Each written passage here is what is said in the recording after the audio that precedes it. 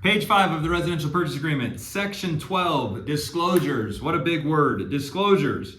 Within 5 calendar days of acceptance of this agreement, seller will provide the following disclosures and or documents.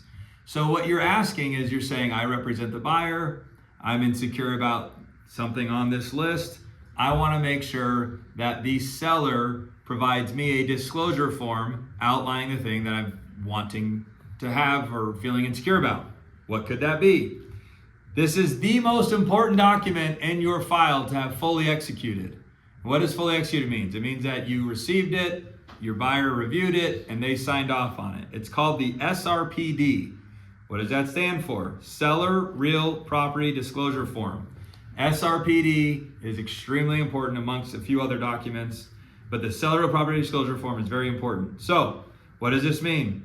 When you go to write this agreement, you're going to click the box that says SRPD, Seller Real Property Disclosure Form. And the seller is now obligated to provide that document to you within 5 calendar days of acceptance. Then you go down the list, open range disclosure. Very unlikely you're going to click that. That is in reference to if the house you're buying sits next to a farm, for layman's terms. I'm sure it can mean much more than that.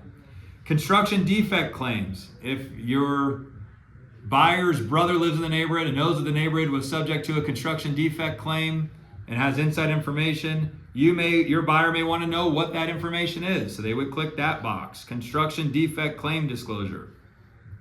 Lead-based paint. This one is important. If the house was built before 1978, then that one should be clicked. Not should be, it is a broker requirement to be clicked. Okay? If the house was built before 1978, the lead-based paint disclosure and acknowledgement form needs to be signed by all parties. In the next box, hey, it's a smart home disclosure. If there's smart home stuff going on, then you should probably provide that. Solar panel addendum. If there's solar panels, you should have that. And we can go into each of those in other videos. So if you have questions on those specific things, go to that video and you'll get educated on it. And then other, maybe there's something that we didn't mark here, we can write that in.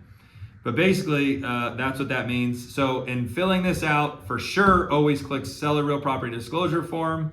And if the house was built before 1978, for sure, click Lead-Based Paint Disclosure and Acknowledgement.